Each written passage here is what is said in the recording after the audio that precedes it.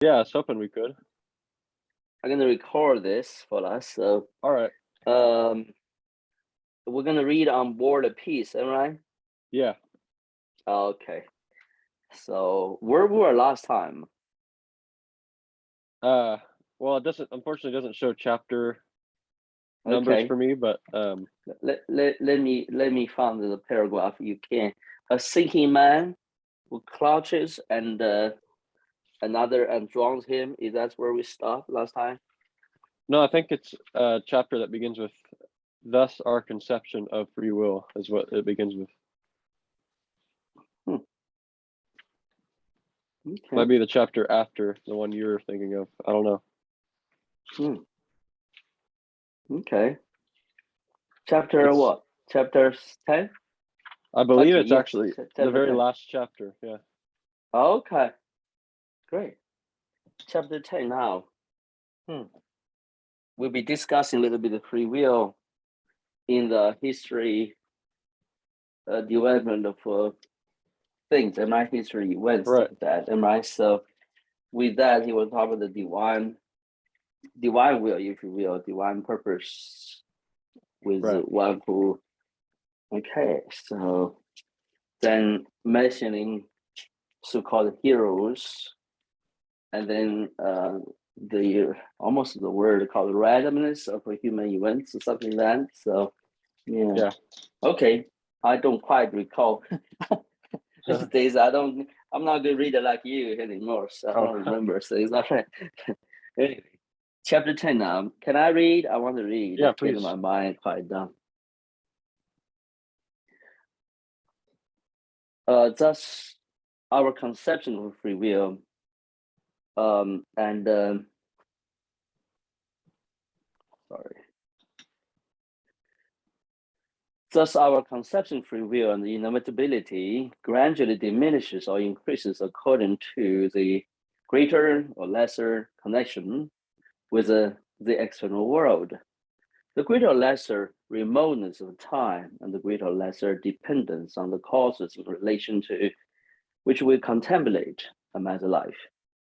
So that if we examine the case of a man whose connection with the external world is well known, where the time between the action and the examination is great, and where the causes of the action are most accessible, we get the conception of a maximum of inevitability and a minimum of free will.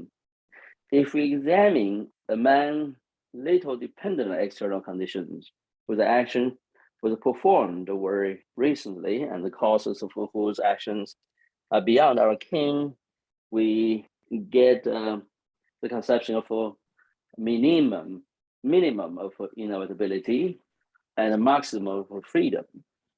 In either case, however, we may change our point of view. However, in plain, we may take to ourselves the connection between the man and the external world, however inaccessible it may be to us, however long or short the period of time, however intelligible or incomprehensible the causes of the action may be. Can we ever conceive either complete freedom or complete necessity? What? To whatever degree we may imagine a man to be exempt from the influence of the external world, we never get a conception of freedom in space. Every human action is inevitably conditioned by what surrounds him and by his own body. I lift my arm and let it fall. My action seems to me free. But asking myself whether I could raise my arm in every condition, I see that I raised it in the direction in which there was less obstruction to that action, either from things around me or from the construction of my own body. I choose one after all the possible directions because in it there was fewer obstacles. But my action to be free, it was necessary that I should encounter no obstacles. To conceal a man being free, we must imagine him outside the space, which is evidently impossible. Two, however much we approximate the time of judgment to the time of the deed, we never get a conception of freedom in time. For if I examine an action committed a second ago, I must still recognize it as not being free, for it is irrevocably linked to the moment at which it was committed. Can I lift my arm? I lifted it, but I ask myself, could I have abstained from lifting my arm at a moment that has been already passed?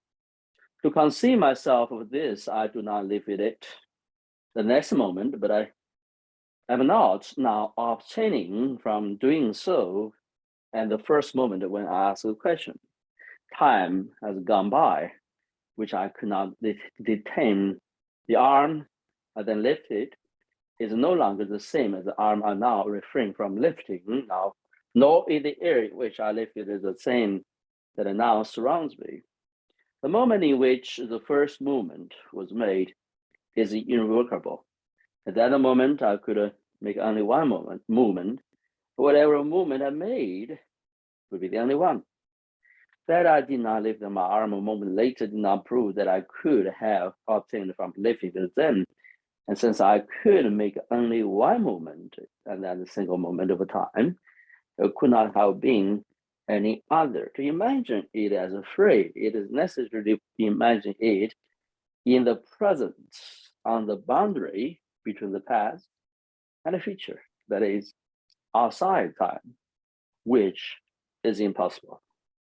So it's argue against the free will, am I right? So yeah. At least at this stage. Yeah, 3. However, which the difficulty, if you have comments, observation, either stop, said, hey, I want to observe here. I want to throw some comments here. I'll try to get at what he tried to say here. So, yeah. 3. So far, the first point is saying that he made the most opportune choice or reasonable choice to leave his arm to demonstrate that his action actually, or his choices were limited at the moment, right? When he laid down his arm. So the second, leaving his arm, whatever speaking about is the moment that movement was made, it confined to that time, space. Once it is done, the choice is already made. So it's only one, right? So it's not free, actually, in a sense from the existing space with the movement and move on. Okay, I'll try to get a grip of what he's trying to say. Okay, 3. However much the difficulty of understanding the causes may be increased, we never reach a conception of a complete freedom, that is, the absence of cause. Is called the causality, right? So, eventual things or consequential things. Okay. However inaccessible to us may be the cause of the expression of will in any action, our own or another's, the first demand of reason is the assumption and the search for a cause. But without a cause, no phenomenon is conceivable. I raise my arm to perform the action independently of any cause, but my wish to perform the action without a cause is a cause of my action. But even if imagining a man quite exempt from all inferences, examining only his momentary action in the present, unevoked by any cause, we were to admit so infinitely small a remainder of inevitability was equaled 0. We should even then not have a right and a conception of complete freedom in man, for being uninfluenced by the external world, standing outside time, and independent of cause, is no longer a man. Okay. In the same way, we can never imagine the action of man quite devoid of freedom, entirely subject to the law of inevitability. That's actually pointing to some of the earlier statements, observation he shared. It's basically with the existing me, then everything is has consequences or have reasons exist or something like that. Sure. I don't exactly know. Yeah. Okay. I want to read down from there. I'm going to get some coffee here. So. Okay. Number one, however we may increase our knowledge of the conditions of space in which man is situated, that knowledge can never be complete, for the number of those conditions is as infinite as the infinity of space. And therefore, so long as not all the conditions influencing men are defined, there is no complete inevitability, but a certain measure of freedom remains. 2. However we may prolong the period of time between the action we are examining and the judgment upon it, that period will be finite, while time is infinite. And so in this respect too, there can never be absolute inevitability. Number 3, however accessible may be the chain of causation of any action, we shall never know the whole chain since it is endless, and so again we never reach absolute inevitability. But besides this, even if admitting the remaining minimum of freedom to equal 0, we assume in some given case, as for instance in that of a dying man, an unborn babe, or an idiot, complete absence of freedom. By so doing, we should destroy the very conception of man in the case we are examining. For as soon as there is no freedom, there is also no man. And so the conception of the action of a man, subject solely to the law of inevitability without any element of freedom, is just as impossible as the conception of a man's completely free action. And so to imagine the action of a man entirely subject to the law of inevitability without any freedom, we must assume the knowledge of an infinite number of space relations, an infinitely long period of time, and an infinite series of causes. To imagine a man perfectly free and not subject to the law of inevitability, we must imagine him all alone, beyond space, beyond time, and free from dependence on cause. In the first case, if inevitability were possible without freedom, we should have reached a definition of inevitability by the laws of inevitability itself, that is, a mere form without content. Can I throw comments? I'm Sure. sorry. Can I throw comments here? By so far, we can see the freedom or even free will Tolstoy tried to expound or ascribe to man was one which is about his own choices in the physical world, am I? In the present world. What's it called? Keep them term, I don't quite remember.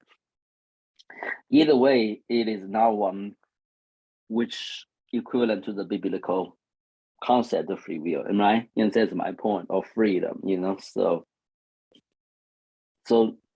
in essence, this idea of freedom and this argument for freedom, a predestination, was already from the very start. The question raised was naturally is a lead on philosophical one, right? By man's interpretation of the Bible, actually really never understand the freedom that Paul alluded to in the Bible, or Jesus talk about, am I right? The truth will set it free, make it sense to you. So it's different kind of freedom we're talking about to begin with. So if I'm making sense to you, so this freedom is more about the self-will, and he's whatever he wants to do. Basically, that is almost like a sovereign power ascribed to man in the physical world, am I? In this side of life, basically. Well, this concept called in logic called change of concept, change of even use the same word, but the meaning of the word totally changed, am I? Then you produce a false argument, basically.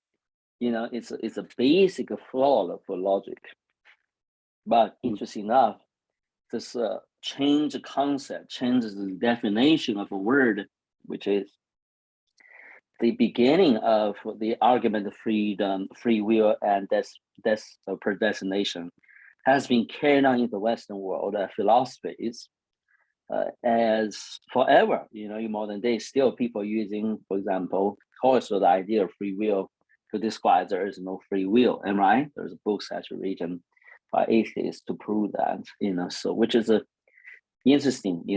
Never really understand the Bible, but when you challenge God, challenge man's free will, whatever they describe it as, always cast a shadow or even draw criticism based on their understanding of Bible. Am I right? Make it sense to you? So it's like a redundant argument. Make it sense to you? So am I right? So if let's see, if Noah is a boy, not a girl, the Bible said, okay, but somehow the argument changed. Oh, Noah is a man. Am I? So we're all supposed to know that's not a good point. But basically, change it changed to be Noah is a man, not an animal. Make sense to you? So then that argument goes on. Eventually, said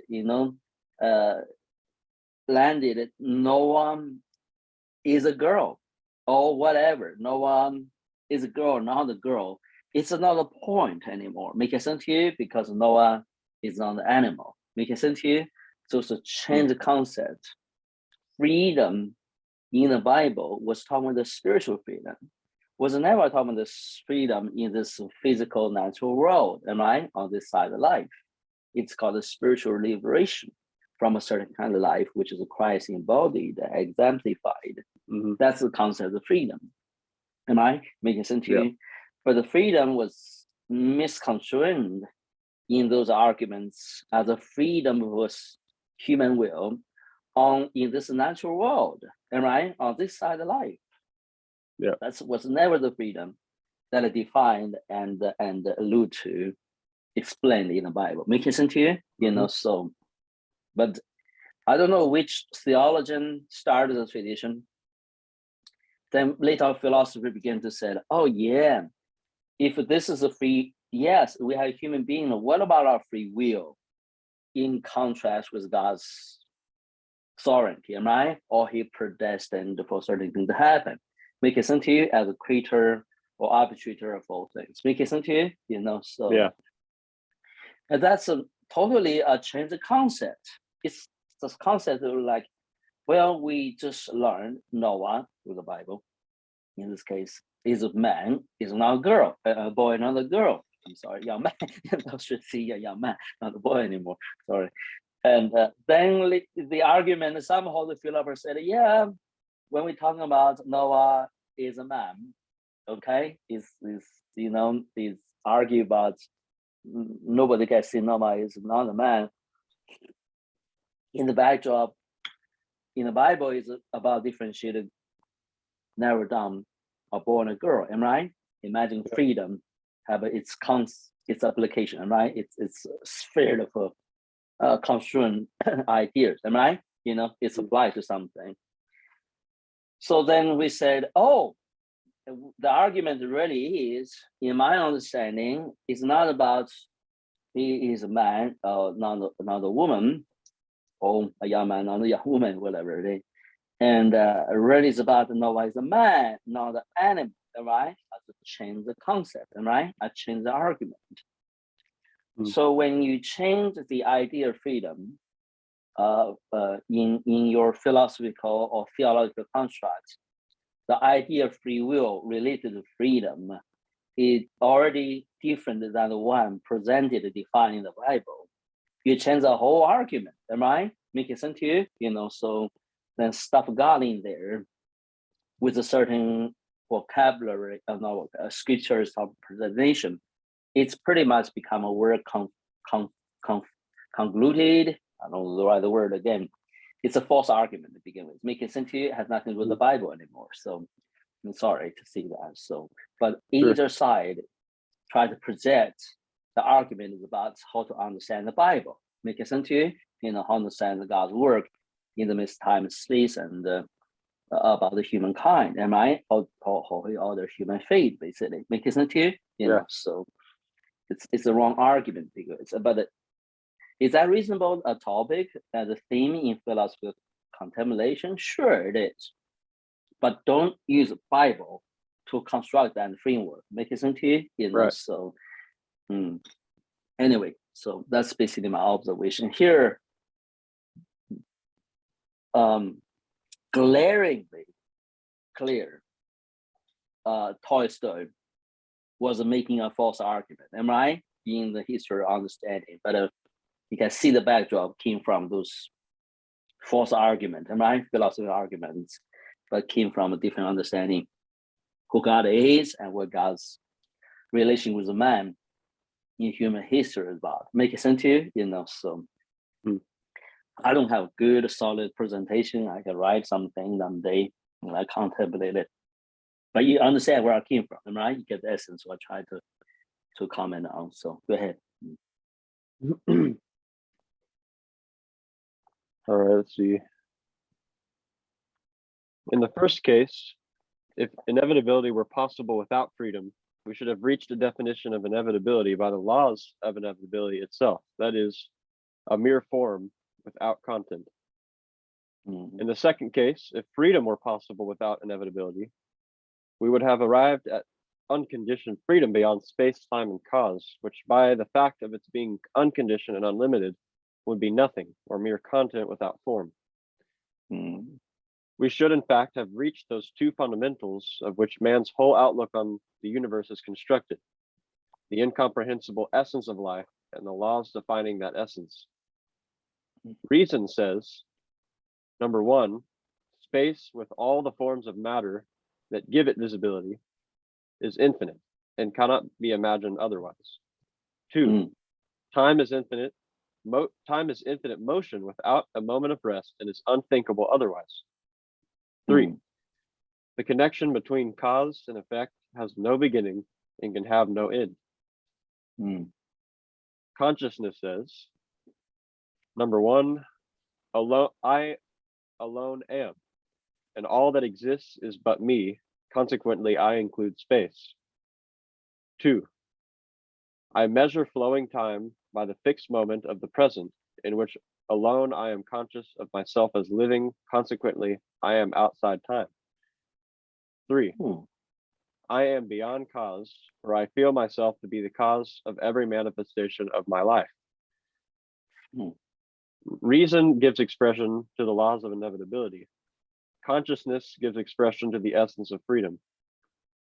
Freedom, not limited by anything, is the essence of life in man's consciousness. Inevitability without content is man's reason in its three forms. Freedom is the thing examined. Inevitability is what examines. Freedom is the content, inevitability is the form. Only by separating the two sources of cognition relate to one another as form to content, related to one another as form to content, do we get the mutually exclusive and separately incomprehensible conceptions of freedom and inevitability. Only by uniting them do we get a clear conception of man's life. Apart from these two concepts in which their union mutually define one another as form and content, no conception of life is possible. All that we know of the life of man is merely a certain relation of free will to inevitability, that is, of consciousness to the laws of reason. All that we know of the external world of nature is only a certain relation of the forces of nature to inevitability, or of the essence of life to the laws of reason. The great natural forces lie outside us, and we are not conscious of them. We call those forces gravitation, inertia, electricity, animal force, and so on. But we are conscious of the force of life in man, and we call that freedom. But just as the force of gravitation, incomprehensible in itself. Can you read it again? What do you call the freedom? You see the definition of freedom there? The force of life in man, yeah. Which in itself is not even a very exact definition, I feel, because he doesn't expound on what that force is particularly. Or perhaps he already has throughout the rest of the chapter. Nobody can tell me what to do. Nobody can control me. I can do whatever I want to do, like God, am I, in a sense, you know? So, I mean, that concept literally is an alien concept to any reasonable human being to think about it, right? To begin to argue like that is a fallacy, right? Making sense here, So, I mean, why you basically try to be a god, right? So making sense No, I here, think the thing is here in a part of his argument, he's Yeah. saying just as there is no possibility for absolute inevitability, there's also, it's not possible for absolute freedom, which is, as you're saying, defined as being be like a god, which is beyond space, time, and causality. He's saying that's not possible either, but he is still defining that as a theoretical absolute freedom. Yeah. He's not. My, He's saying my it's not point is possible. that the starting concept is wrong, right? Therefore, the arguments is a little bit redundant, right? Making sense here, So, I don't try to criticize him. I'm thinking about how the human mind is a traverse in the labyrinth, so the visual making to draw some sensible conclusions. Tolstoy is a very thoughtful person, right? That's my point, So why interested in these topics? Because interested in human activities and the human meanings through history, right? That's the theme with ethics. Then what the construct came from? Most likely came from Spinoza, came from you when you read your book, Western Thoughts, you'll understand where it came from actually. Make sense here, So, but all those challenges or doubts or different with arguments start from some ideas of mine really have a very remote relationship or idea what the Bible is talking about actually. You see my point, So it's like try to use literally use the wrong key to open the door. Make it sense to you? So imagine this guy, he found the key and he get into the palace. Some kind, or imagine some kind. You see all the things around in his mansion, right? In his own mansion, his castle, basically. He's obedient, building. He said, wow, that's what the Bible talks about. Oh, that's God is about. Make sense here, So while God, palace, or in the heavenly place is a totally different place. Make sense here, So imagine here, for example, free will and exercise God's will towards us, towards mankind is more contingent on spiritual influences, right? Spirituality. But do you see the philosopher even care about the common spiritualities? Not at all, right? So make it sense to you, So they don't even exist to them, So it's ridiculously, but the Western concept. Why I'm saying this is even in we mention God or the Bible, but the philosophers, in the West, in British tradition or European tradition, they always thinking about God, right? The Judeo-Christian background to construct their philosophy explanations. Make it sense to you, So and they had the answer to the questions to the audience they're facing, which is mostly likely the Christian world in their day. So my point is that those, it's like, are you crazy? You're talking about the natural world, right? Natural elements of life. Paul used a word called the principle of this world, and trying to allude to that if God cannot be understood through this way of thinking, approaching it with the man, then he does not exist, or he don't have a see over this life, my human life. Making sense to you? So it's then the clear laid out, clearly expounded as a key called the spiritual key, called spiritual life, spirituality, is totally ignored. Where the Bible said, here's the narrow path, here's the keyhole. Because until you got to be spiritual, you have to understand these things, So you can't have a natural mind with your best intellect to unlock this kind of understanding, which is the scripturally and experientially, proved with God's spiritual creation of spiritual engagement, making sense to you? My Mhm. word, English is a standard all that over. So, No, but I okay. guess you understand what I'm saying, right? So yeah, Mhm. yeah. The Bible, the English have a saying called "put the land on the wrong wall." When you paint the wall, you put the land on the wrong side. You can do all your work, which the philosopher do here, but you don't get the right target, and right? So making sense to you? That's a Yeah. wrong way to approach God and understand what the Bible really try to present. So go ahead. Mhm. I want you to finish. So Okay. I may have to finish this chapter, which is on the other page here, and then I gotta head out. Unfortunately, I was no hoping we way, could. man. I was hoping we No could finish, way. but No way. maybe, I'm maybe teasing you. So sure. Take your no. time. But No worry. Yeah. hopefully we can maybe do it this Friday or this Saturday. We can finish it up together at last. So, but Oh, yeah, you need to go, basically. Okay, so yeah. So I have to leave in a few minutes here. 3 Okay. minutes. I think we are able to finish. We don't need to worry about it. We don't need to argue about it. So talk about it. Just Okay. read it through.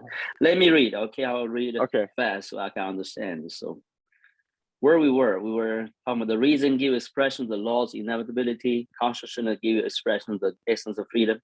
Freedom Yeah. not limited by anything that is the essence of life in man's consciousness, inevitability without content is man's reason in its three forms. Freedom is a thing examined, inevitability what examines, freedom is a content, inevitability is a form. Only by separating the two sources of cognition relate to one another as a form to content do we get the mutual exclusive and separately incomprehensible conceptions of freedom and inevitability. Only by uniting them do we get a clear conception of man's life. Apart from these two concepts, which in their union mutually define one another as a form and a content, no conception of life is possible. All that we know of life for the man is merely a certain relation of free will to inevitability. That is, of consciousness to the laws of reason. All that we know of the external world of nature is only a certain relation to forces of nature to inevitability, all of the essence of life to the laws of reason. The great natural forces lie outside of us. We are not conscious for them. We call those forces gravitation, gravitation,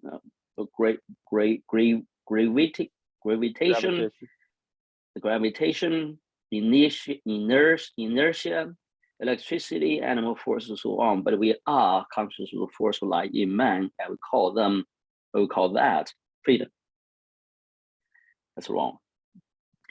Sorry, but just as a force of gravitation, incomprehensible in itself, but felt by every man is understood by us only to the extent to which we know the laws of inevitability, to which it is subject from the first knowledge that all bodies have weight of the Newton's law. So too, the forces of free will incomprehensible in itself, but of which everyone is conscious intelligible to us only in as far as we know the laws of inevitability, to which it is subject from the fact that every man dies, not to the knowledge of the most complex economic and historical laws. All knowledge is merely a bringing of this essence of life under the laws of reason. That's terrible, untrue either. So sorry. Man's free will differs from every other force in that man is directly conscious of it. But in the eyes of reason, it is in no way differs from any other force. The forces of gravitation, electricity, chemical affinity are only distinguished from one another in that they are differently defined by reason. This is so the force of man's free will is distinguished by reason from the other forces of nature only by the definition reason gives it. Freedom, apart from necessity, that is apart from the laws of reason that define it, differs in no way from gravitation or hate of the force and it makes things grow. For reason, it is only a momentary, undefinable sensation for life. This is still a Greek thought, right? So reason as an ornament, arbitrator of truth, basically. So let's go on. That as the undefinable essence of force moving the heavenly bodies, undefinable essence of force is heat, electricity, or chemical affinity, all of the vital forces forms is a content of astronomy, physics, chemistry, botany, and zoology, and so on. Just in the same way, there's a force of free will forms the content of history, that as the subject of every science is a manifestation of this unknown essence of life, while that essence itself can only be subject for metaphysics. Even the metaphysics of the force of free will in human beings in space, in time, and independence, on cause forms the subjects for history, while free will itself is the subject for metaphysics. In the experimental sciences, what we know, we call the laws of inevitability. What is unknown to us, we call wider force. Wider force is the only expression for the unknown remainder over and above what we know of the essence of life. So also in history, what is known to us, we call laws of inevitability. What is unknown, we call free will. Free will is for history only an expression for the unknown remainder of what we know about the laws of human life. Wow, there's a chapter 11 there. So, yeah. Oh, there's still a couple chapters. So, okay, we still have some fun with you.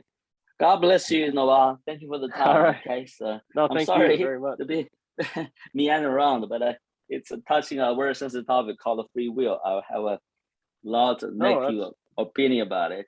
That's actually argument. a big reason why I want us to read it together is because I knew it might provoke some interesting discussion. I didn't just want us to merely read it. Yeah, the argument of free will and predestination is a misconstruct. It's a false construct to begin with.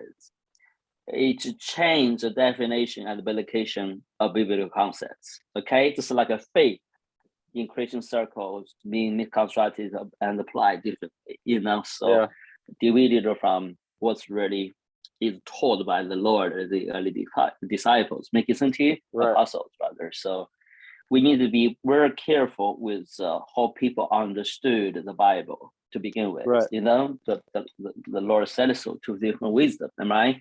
Look at that. How so with the best intent, a wonderful heart, great intelligence is still a natural mind. The wisdom still in the realm of man. Making sense to you? It's not inspired. Yeah. Thank you. I want you to pray and let it go. So. Sure. Well, yes, Lord, I do pray that as we examine, Lord, ideas such as this, Lord, written in this way, Lord, that we would exercise a strong sense of discernment and wisdom, Lord. And in doing so, we would, in fact, learn something, Lord, of the way that men think, Lord, the patterns of thought and trains of thought that often lead them to think in a certain way, Lord, to draw certain conclusions about reality itself, even.